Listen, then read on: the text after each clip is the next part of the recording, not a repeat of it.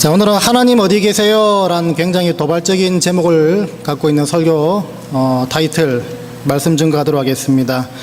오늘 성가대 그 성가곡을 듣다가 가사 가운데 오늘 설교와 너무 부합된 그 가사가 있어가지고 하나님께서 당신을 지켜주시고 또 하나님이 당신을 위해 그 피난처를 예비하신다는 그 가사가 귀에 쏙 들어왔는데요.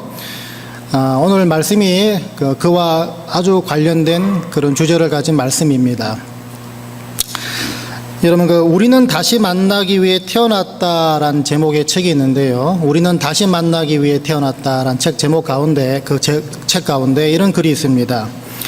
33살에 앞을 못 보게 된 그 수잔 샌더슨이라는 여성분이 계시는데요. 이분이 시력을 잃은 지 이제 1년 뒤에 군인이었던 남편에게 조심스럽게 이 여성분이 전에 나가던 회사를 다시 나가고 싶다 이렇게 얘기를 꺼냈다고 합니다.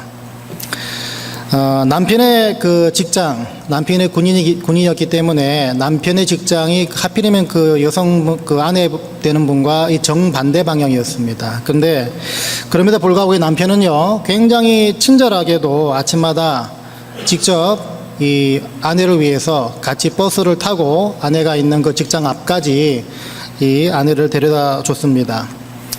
자, 그렇게 이제 익숙하게 몇 주가 지나갔는데요. 이제 몇 주 후에 아내가 이제부터는 혼자 출근해 보겠다라고 혼자 집을 나섰습니다.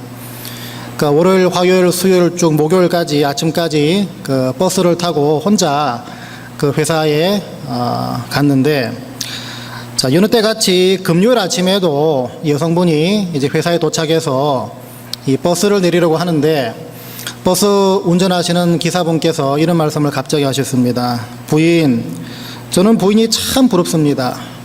저는 부인이 참 부럽습니다. 이게 뭔 말인가 싶어가지고 물어보니까 이 버스 운전기사분이 이렇게 말씀하십니다. 지난 일주일 동안 매일 아침 당신이 버스를 내릴 때마다 군복을 입은 잘생긴 남자가 길 건너편에서 당신을 지켜보고 있었습니다. 그 사람은 당신이 안전하게 길을 건너서 회사 건물로 들어갈 때까지 당신을 지켜보더군요. 그런 다음에 당신에게 손을 들어 인사를 하고 그 자리를 떠났습니다. 저는 그분이 누군지 모르지만 당신은 참 행복한 사람입니다. 여러분, 참 감동적이지 않습니까?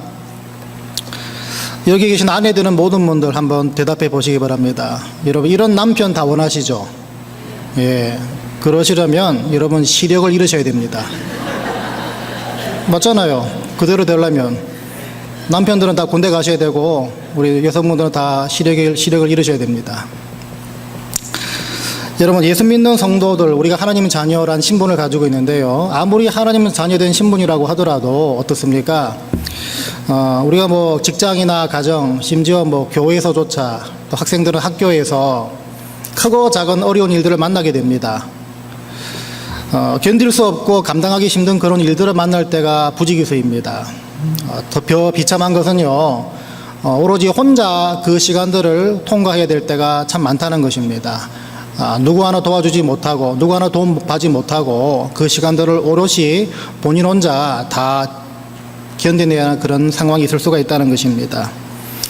자, 그렇지만 우리가 반드시 거기서 알아야 될 것이 무엇이겠습니까?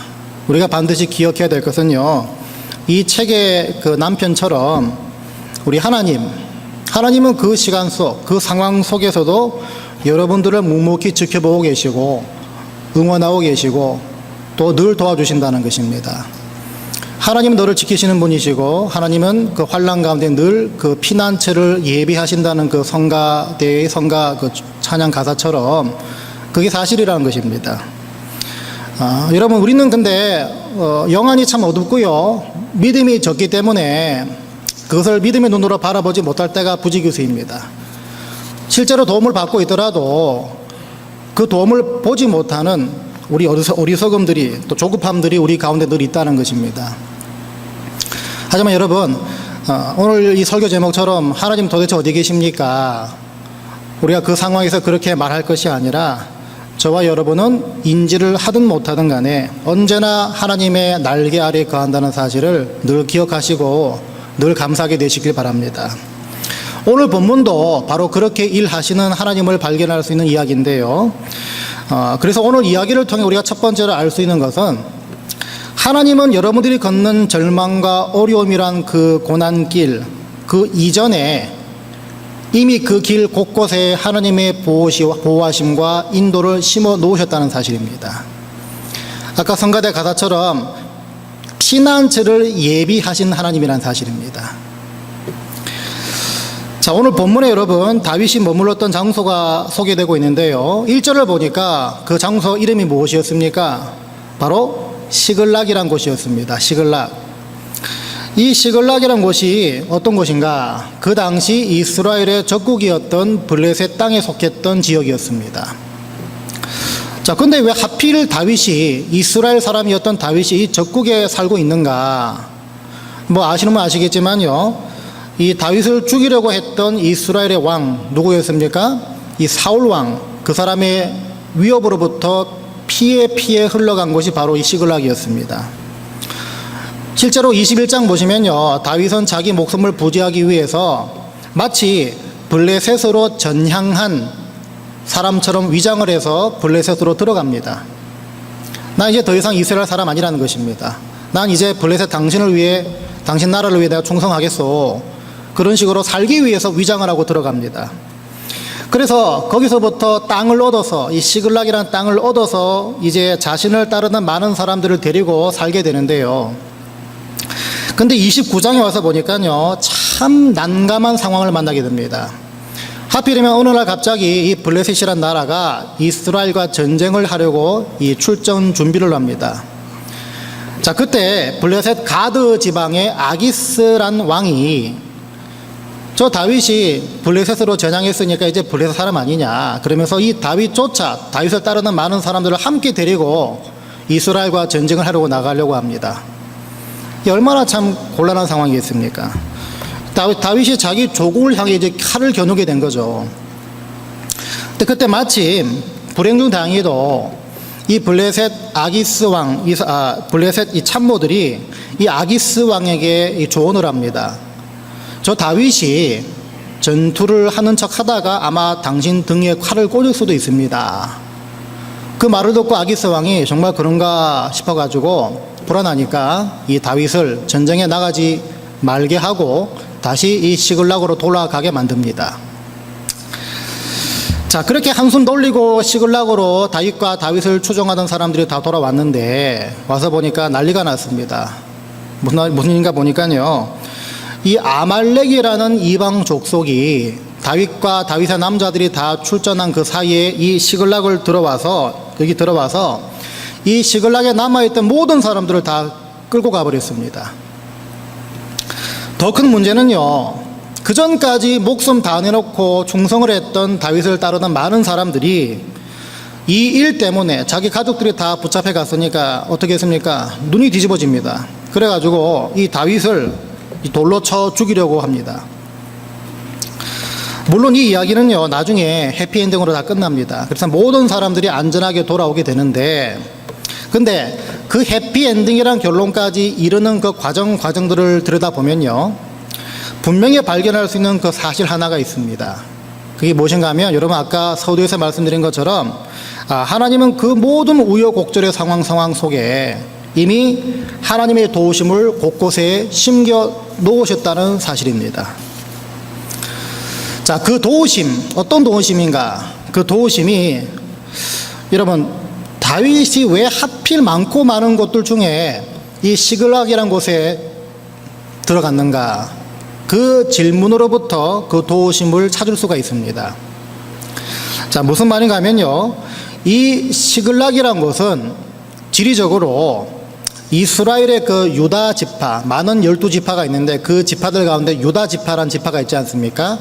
그 유다 지파가 주로 머물렀던 헤브론이란 지역과 굉장히 가까운 곳이었습니다. 특별히 이 유다 지파란 지파는요, 소위 말해 요즘 말로 말하면 굉장히 엘리트 지파, 이스라엘의 12지파들 가운데 굉장히 명문 지파에 속한 지파였습니다. 그러니까 한마디로 말해 입김이 센 지파였다, 그렇게 볼 수가 있겠죠. 그래 나중에 사무엘 하 2장까지 가서 보시면요, 이 다윗이 이제 시글락을 떠날 때가 됐는데 이제 이스라엘 조국으로 돌아가게 되는데, 근데 여러분 어떻습니까? 조국을 배신한 사람 아닙니까? 조국을 등진 사람 아닙니까? 근데 그런 사람이 다시 조국으로 돌아간다는 것이 쉽지는 않지 않습니까? 근데 하필이면 하나님께서 시글락을 떠나 다시 이스라엘로 돌아가라고 말씀하실 때 어디로 돌아가라 말씀하시나 보니까요, 바로 이 헤브론으로 돌아가라고 말씀하십니다.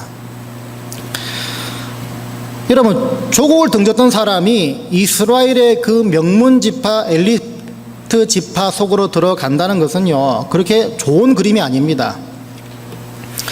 당연히 무시당하고 배신자로 낙인 찍힐 만한 그런 상황이란 것이죠.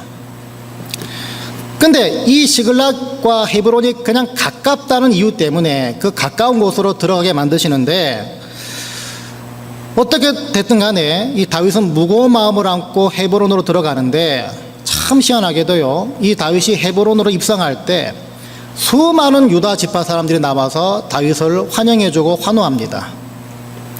엄청난 지지를 받습니다. 이유를 찾아보니까요, 다른 이유가 아니라 오늘 본문 5절에 나온 다윗의 두 아내, 이 아히노임과 아비가일 때문이었습니다. 이 두 여인의 그 가문을 따라 올라가다 보니까요, 이 두 여인 모두가 바로 이 유다 지파 출신들이었습니다. 특별히 아비가일은요, 갈렙이 후손이었죠. 저산지를 내게 주소서 했던 그 갈렙의 직계 후손이었습니다. 그러니까 명문 집안의 후손이었단 말이겠죠. 그러니까 이때뿐만이 아니라 나중에 다윗이 왕이 될 때, 실제로 왕이 될 때도요, 다윗은 이 유다 지파로부터 전폭적인 지지와 신뢰를 받게 됩니다. 자, 이 말이 뭐겠습니까? 지금 당장은 왜 시글락인가? 지금 왜 하필 내가 여기 있는가? 이런 질문이 나올 수 있지만요, 하나님께서는 사울 왕의 위협으로부터 다윗을 숨겨주시는데, 나중을 위해서 가장 적절한 장소에다가 머물게 하셨다는 것입니다. 그 당시는 모릅니다, 우리는. 하지만 한수, 두수, 백수 앞을 내다보시는 하나님이시기 때문에 나중을 위해서 그 시글락으로 들어가게 하셨다는 것이고, 더 중요한 것은요, 하나님께서는 나중을 위해서 가장 적절한 사람들을 다윗 주위에 이미 심어 놓으셨다는 것입니다. 이 두 아내를 보면 알 수 있지 않습니까? 그래서 여기서 뭐 엉뚱하게 교훈을 받는 분들은요, 아, 그래, 아내를 잘 만나야 되는구나, 이렇게 생각할 수 있는데, 그건 아니고요. 여러분, 기억하실 것은요, 하나님은 현재 우리뿐만 아니라 여러분의 나중을 늘 생각해 주시는 분입니다. 이게 얼마나 중요한지 모릅니다. 우리의 현재는요, 나중을 위한 가장 최적의 현재라는 것입니다. 하나님 눈에는. 우리는 말씀드린 것처럼 믿음이 적고 영안이 어둡기 때문에 이 현재에만 눈이 박혀 있다 보니까 나중을 생각하지 못합니다. 그래서 현재의 내 상황이 안 맞고 현재의 내가 불편하면 하나님 도대체 어디 계십니까? 이렇게 나온다는 것입니다. 하지만 하나님의 일하시는 방법은 그렇지 않다는 것입니다. 하나님은 나중을 위해서 여러분의 현재의 상황을 주신 분이시는 것입니다. 여러분, 하나님이 이미 심어 놓으신 다윗을 향한 도우심과 또 다윗을 위한 그 인도, 이것뿐만이 아니었습니다. 오늘 본문에 잠깐 소개되고 있는 아말렉 족속과 관련된 일인데요, 이 아말렉 족속이라는 족속은요, 굉장히 악랄한 족속이었습니다. 어느 정도로 악랄했냐 하면요, 이스라엘 사람들이 출애굽하고 난 다음에 이제 광야길을 걷지 않습니까? 매일매일 광야길을 걷다 보니까 어떻습니까? 힘듭니다. 지칩니다. 그러다 보니까 자연스럽게 힘들고 지친 사람이 그 대열 제일 후미로 빠질 거 아니겠습니까? 그분들이 주로 누구겠습니까? 약한 여자분들, 또 노인분들, 또 어린아이들, 이 약한 사람들이 제일 후미에 처지게 되는데, 이 아말렉 족속은요, 그 후미에 처져 있는 노약자, 어린이, 여성분들을 다 악랄하게 죽였던 족속이었습니다. 혀를 끄끄 차시는 것 참, 이 설교의 감정이 입이 된다는 말 아니겠습니까? 이게 좋은 인상입니다. 그러니까 하나님이 어느 정도로 이 아말렉 족속을 미워하셨냐면요, 이스라엘 사람들한테는 너희들 저 아말렉 족속에게만큼은 절대로 자비를 보이지 마라, 이 정도로 말씀하실 정도로 이 아말렉 족속은 악랄한 족속이었습니다. 거기다가 이 다윗은요, 예전에 이미 이 30장 이전에 이 아말렉의 심기를 건드린 적이 있습니다. 그러다 보니까 그런 히스토리가 있던 아말렉 족속이라면요, 이 시글락으로 쳐들어왔을 때 다윗의 사람들을 어떻게 대해야 마땅합니까? 다 죽여야 되죠. 다 죽여야 됩니다. 근데 오늘 본문은 다르게 말합니다. 2절과 3절을 같이 다시 보시면 거기 있는 대소 여인들을 하나도 죽이지 아니하고 다 사로잡아 끌고 자기 길을 갔더라. 다윗과 그의 사람들이 성에 이르러 본즉 성이 불탔고 자기들의 아내와 자녀들이 사로잡혔는지라. 웬일인지 모르지만 죽이지 않고 다 산채로 포로로 끌어갔습니다. 근데 바로 여기서도 하나님의 이스라엘을 향한 다윗을 위한 세미하고 세밀한 인도를 볼 수 있다는 것입니다. 무슨 말인가 하면요, 여러분, 만일에 이 아말렉 족속의 그 본성대로, 그리고 다윗에게 당했던 그 경험 때문에 그대로 가자면 이 사람들이 시글락에 들어왔을 때 이 시글락에 있는 사람들을 다 죽였다면 다윗에게 어떤 일이 벌어졌겠습니까? 다윗의 이 정치 인생, 다윗의 이 리더십 바로 거기서 끝나버립니다. 재기불능의 상태가 되든지 아니면 실제로 돌에 쳐 맞아 죽든지 그 상황으로 들어갈 수밖에 없습니다. 왜냐하면요, 여러분, 이미 이스라엘의 왕이 된 상태에서 이 일이 발생했다면요, 왕으로서 가진 그 위치와 권력으로 이 일을 그냥 무마할 수 있겠지만 지금 다윗은 어떤 처지입니까? 어떤 상황입니까? 도망자 신세입니다. 도망자. 내세울 게 하나도 없는 상황에서, 더군다나 적국에 얹혀 살고 있는 그 입장이었고요, 자기 좋다고 따르던 사람들, 이 사람들을 다 책임져야 됐던 그런 상황이었습니다. 그래서 실제로 정말 누가 한 사람이라도 죽기라도 하면 다윗은 정말 곤란한 상황으로 들어갈 수밖에 없다는 것입니다. 근데 성경은 바로 그 상황 이렇게 얘기합니다. 거기 있는 대소 여인들을 하나도 죽이지 않았다. 무슨 이유 때문에 죽이지 않았는지 그 이유를 알 수는 없습니다. 하지만 그 이유를 우리가 알 수 없기 때문에 이 부분은 어떻게 얘기해야 됩니까? 설명할 수 없는 이 일은요, 바로 하나님의 세밀한 간섭 덕분이란 말입니다. 그러니까 여러분, 처음부터 살펴봤던 시글락이라는 이 지방의 위치라든지 다윗의 두 아내라든지 그리고 이 아말렉 족속에 설명할 수 없는 이 행동, 이 모든 것, 이것들을 통해 알 수 있는 게 무엇인가? 모든 것이 다윗과 이스라엘 사람들의 그 의지와는 전혀 관계없이 흘러 들어왔지만 그 상황 속에서도, 바로 그 상황 속에서도 하나님의 선하신 돌보심과 인도하심, 그것이 이미 곳곳에 숨겨져 있었다는 것입니다. 믿음의 눈으로 볼 때는 이건 절대로 우연이 아니라는 것입니다. 그래서 여러분, 오늘 이걸 분명히 하시기 바랍니다. 여러분들의 삶은요, 누가 뭐래도, 누가 뭐라고 해도 하나님 손에 붙잡혀 있습니다. 내가 하나님을 붙잡기 전에 하나님이 이미 나를 붙잡으셨습니다. 그런데 그 붙잡고 계심이 많은 경우에 바로 이 숨겨져 있는 인도와 보살핌으로 드러난다는 것입니다. 어떤 분은요, 그렇게 일하시는 하나님을 보고 원망합니다. 하나님, 뭐 대놓고 눈에 그냥 보이는 대로 일하시지 왜 숨어서 일하시고 곳곳에 숨겨 놓으시고 그렇게 난리를 치십니까? 이렇게 불평하는 분이 계실 수 있습니다. 아니, 눈에 보인 채 내 앞에서 일하시고 그냥 내가 구하는 족종 그냥 다 들어주시고 응답하시면 뭐 전혀 문제가 없을 건데 왜 그렇게 숨겨놓은 인도를 그렇게 어렵게 말을 하십니까? 이렇게 얘기하시는 분이 계실 수 있는데요, 그건 우리의 사람의 본성을 너무나 모르고 있는 상태에서 말하는 처사입니다. 왜냐하면 여러분, 그냥 떠먹여주면요, 그냥 떠먹여주면 절대로 그 고마움을 모르게 됩니다.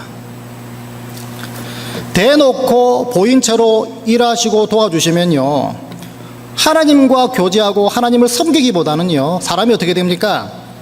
지난 주일 말씀드린 것처럼 우리는 하나님을 마치 부적 대하듯이 대하는 수준으로 전락한다는 것입니다. 이게 우리 현실입니다. 그래서 하나님은 찾고 내가 구하기 원하신다는 것입니다. 내가 찾고 내가 구하는 것, 더 나아가서 그때그때 주시는 말씀에 내 상황을 대입해서 숨겨진 하나님의 의도를 끄집어내는 것, 발견하는 그 훈련을 우리가 반복하다 보면요, 그만큼 여러분들은 여러분의 믿음의 실력들이 자라날 수밖에 없는 것입니다. 그러면 곳곳에 숨겨진, 곳곳에 심어놓으신 그전에 보이지 않던 하나님의 인도와 돌보심을 우리가 능수능란하게 찾을 수가 있다는 것입니다. 이 그림이 어떤 그림이냐면요, 잘 들으세요. 결국에는 지금 여러분들이 찬 모든 상황은요, 어떻습니까? 결국 버릴 게 하나도 없다는 것입니다. 어떻게든 나중에 다 여러 모양으로 쓰임받고 나중에 다 쓰여진다는 것입니다. 그러고 보면요, 여러분, 뭘 새로운 능력을 가지고 뭘 새로운 걸 경험해 가지고 시험과 고난을 이겨나간다, 그건 말이 사실 안 됩니다.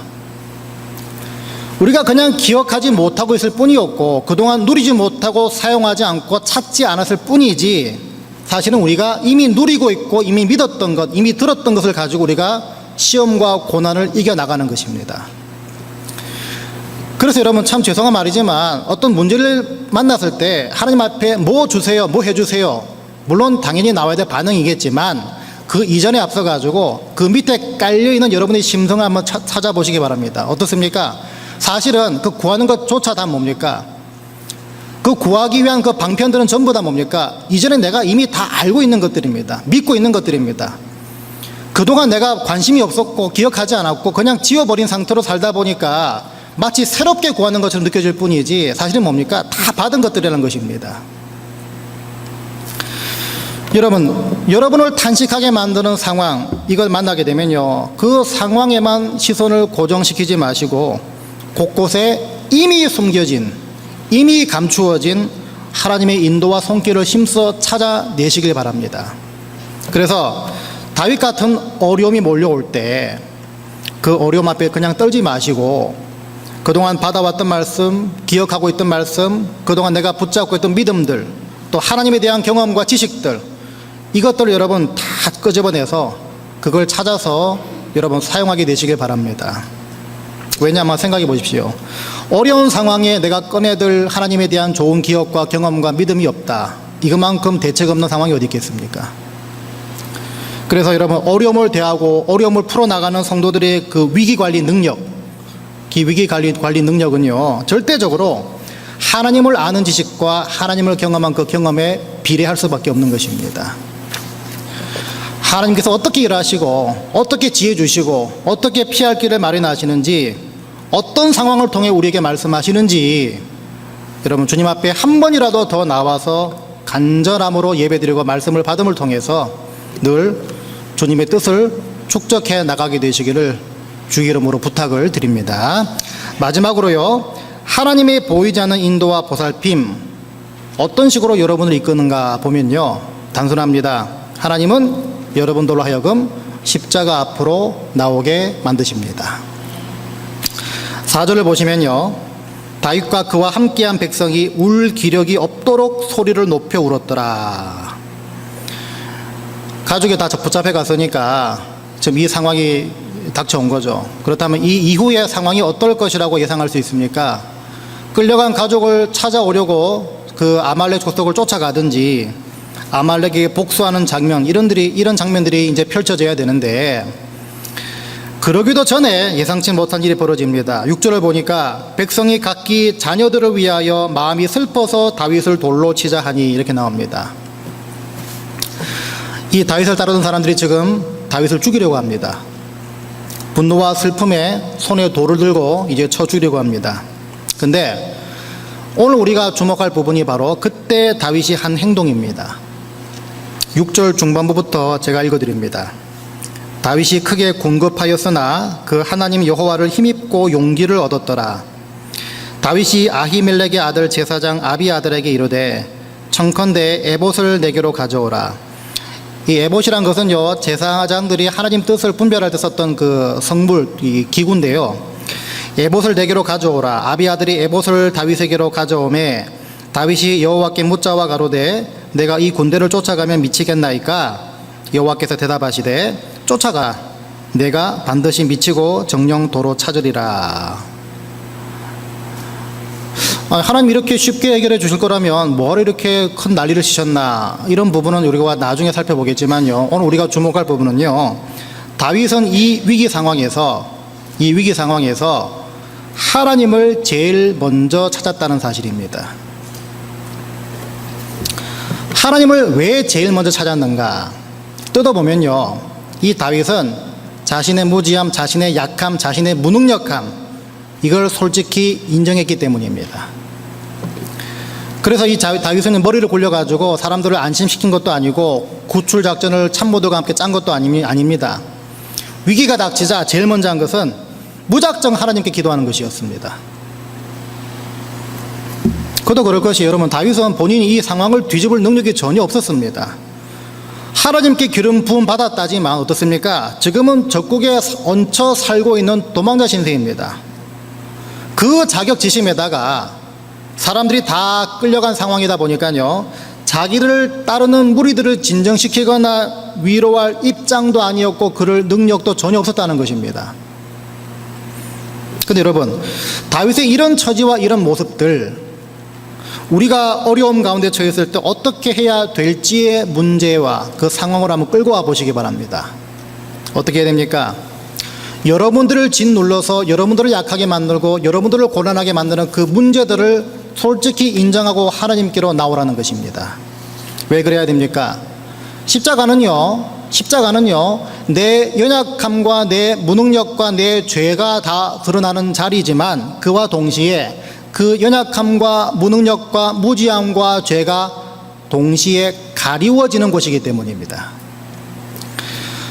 세상은 반대입니다. 세상은요, 함부로 우리의 연약함과 무능력과 우리 어떤 그 부족한 부분들을 내놓으면 그냥 짓밟히죠. 무시당하죠. 뒤처집니다. 하지만 우리가 섬기는 예수님이 못 박히신 십자가 앞에서는 그렇지 않습니다. 반대입니다. 어려움과 막막함이 있을지라도 진정한 평안은요, 십자가 앞에서만 가능하기 때문입니다. 주님이 그걸 보여주셨기 때문입니다.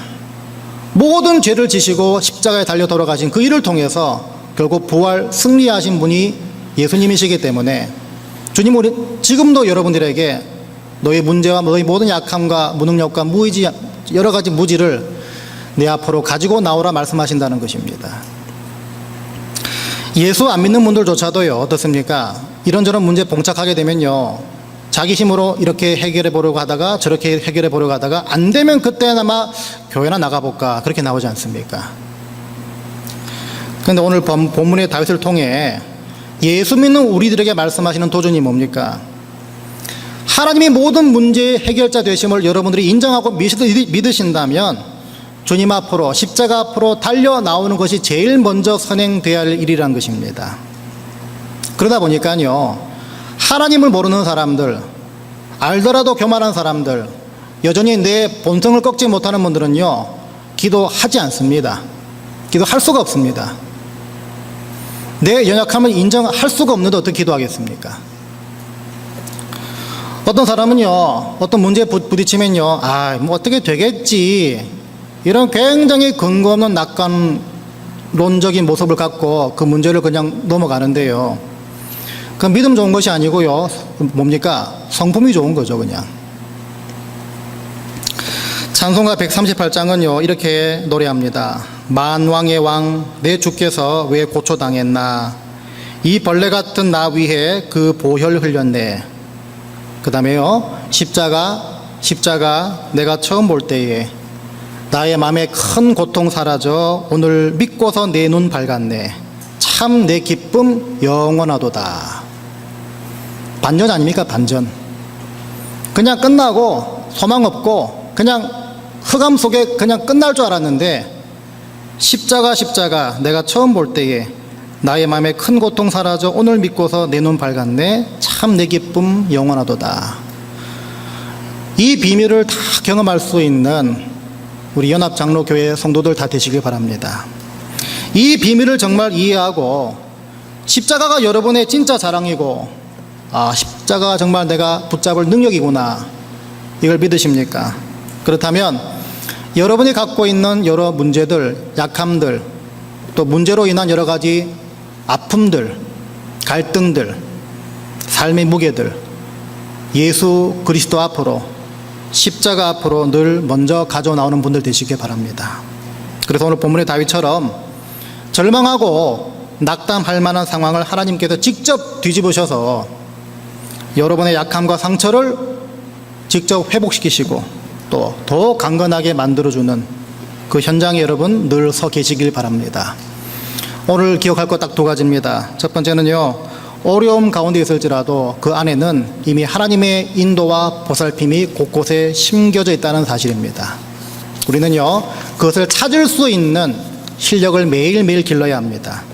그래서 그때일수록 눈을 더 크게 떠서 그동안 들었던 말씀, 그동안 갖고 있던 하나님에 대한 좋은 경험과 기억들, 추억들, 또 내 믿음, 이거를 다 펼쳐 놓으시기 바랍니다. 그리고 그 상황에 맞는 거 하나만 골라 잡아 쓰시면 되는 것입니다.